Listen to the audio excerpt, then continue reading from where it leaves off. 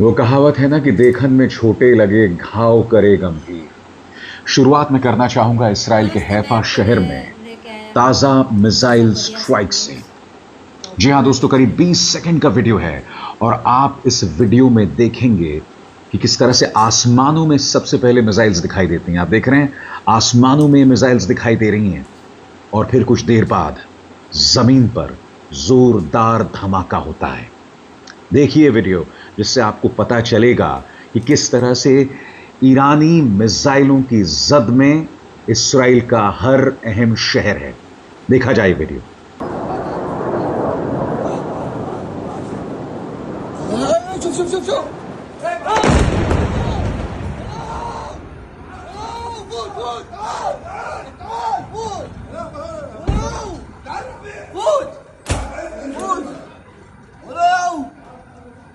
इसके अलावा दोस्तों, अब मैं दूसरे एंगल से दो और वीडियोस दिखा रहा हूं आपके पूरे स्क्रीन पर।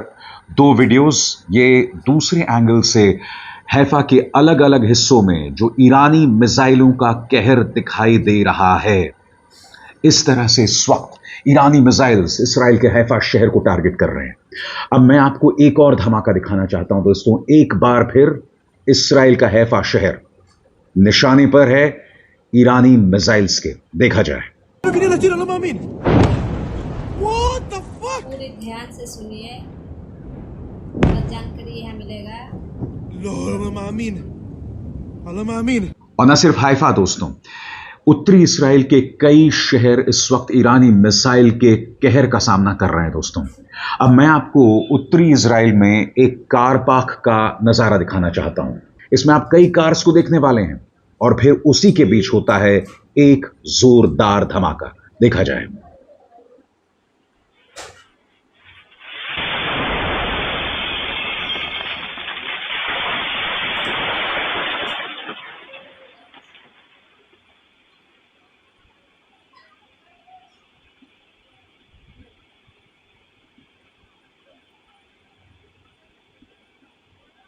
दोस्तों, इस वक्त जो मैं आपको एक मैप दिखा रहा हूं और इस मैप को अगर आप ध्यान से देखें, यहां जहां जहां आप लाल रंग के डॉट्स देख रहे हैं, ये वो जगह है जहां ईरान ने इसराइल के मिसाइल डिफेंस सिस्टम के बावजूद उस मिसाइल डिफेंस सिस्टम को भेदा, यानी आयरन डोम को भेदा और इसराइल के शहरों पर प्रहार किया।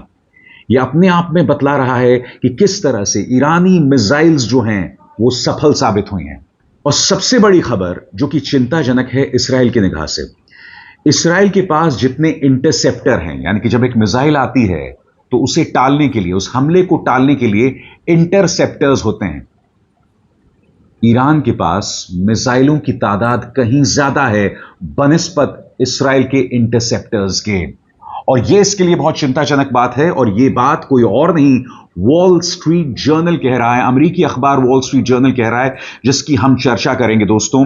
मगर मैं आपके सामने एक और वीडियो दिखाना चाहता हूं और यह वीडियो है एल्काना सेटलमेंट, जो कि वेस्ट बैंक के मसाहा विलेज के पास बना हुआ है। और यहां पर भी आप देखिएगा 17 सेकंड का वीडियो, किस तरह से ईरान जो है वो इसराइली ठिकानों पर प्रहार कर रहा है। और यह है वेस्ट बैंक के पास मसाहा विलेज। जी हां, वो वेस्ट बैंक जहां पर इसराइली सेना ने फलस्तीनियों पर बेतहाशा अत्याचार किया था, उसी वेस्ट बैंक के पास एक ईरानी मिसाइल जो है एल्काना सेटलमेंट में आके गिरता है, जहां बड़ी तादाद में इजरायली सेटलर्स जो हैं वो रह रहे हैं। देखा जाए।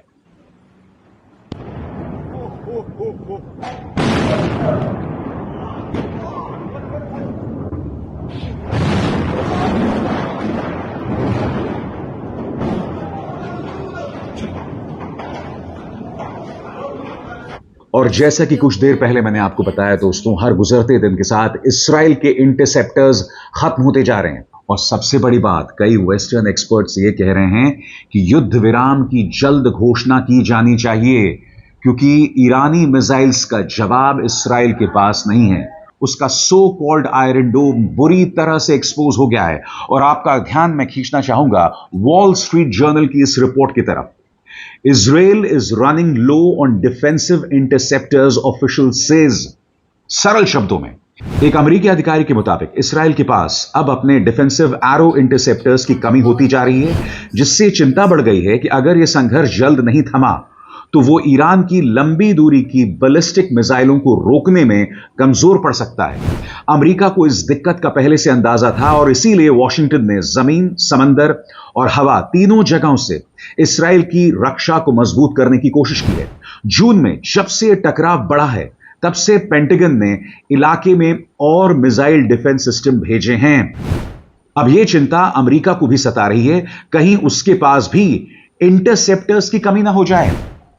और कीजिए मैं यहां क्या कह रहा हूं, मुद्दा सिर्फ यह नहीं है कि इसराइल के पास इंटरसेप्टर्स की कमी हो जाएगी, अब अमेरिका को यह चिंता सता रही है कि उसके पास भी जो इंटरसेप्टर्स हैं वो कम ना हो जाए। इसीलिए अमेरिका यह रास्ता तलाश रहा है कि क्या युद्ध विराम की घोषणा हो सकती है, कुछ और नहीं तो क्या अस्थायी युद्ध विराम की घोषणा हो सकती है, यानी कि कुछ अवधि के लिए शांति हो और इसराइल दोबारा कार्रवाई शुरू कर दे। और मैं आपका ध्यान खींचना चाहूंगा वॉल स्ट्रीट जर्नल की रिपोर्ट के इस पहलू की तरफ आपके स्क्रीन पर। ईरान के पास इतने ज्यादा मिसाइल हैं जितने इसराइल और अमेरिका के पास इंटरसेप्टर्स भी नहीं हैं। विश्लेषकों का कहना है कि जो भी हो, अधिकारियों को जल्द से जल्द यह जंग खत्म करने के लिए कुछ करना होगा, क्योंकि अमेरिका और इसराइल के पास लगातार मिसाइलें रोकते रहने की ताकत लंबे समय तक नहीं है। और बात वहां नहीं रुकती दोस्तों। अभी कुछ ही दिनों पहले आपने देखा था कि किस तरह से इजरायली हैकर्स ने ईरान की अर्थव्यवस्था पर निशाना साधा था। अब मैं आपको बताना चाहता हूं ईरान क्या कर रहा है। द क्रेडल की इस रिपोर्ट के मुताबिक, जो आप अपने स्क्रीन पर देख रहे हैं, ईरान इसराइल के कई सिक्योरिटी कैमरास को हैक कर रहा है। वो उसके सीसीटीवी कैमरास को क्यों हैक कर रहा है? ताकि वो इसराइली जगहों पर और सलीके से और फोकस्ड अंदाज में हमला कर सके। सही सुना आपने दोस्तों। इस वक्त ये जो जंग का तरीका है, ये वॉरफेयर क्या रुख ले रही है, इसका अंदाजा किसी को नहीं है। किसी ने कल्पना नहीं की थी कि ईरान इस युद्ध को यहां तक ला पाएगा।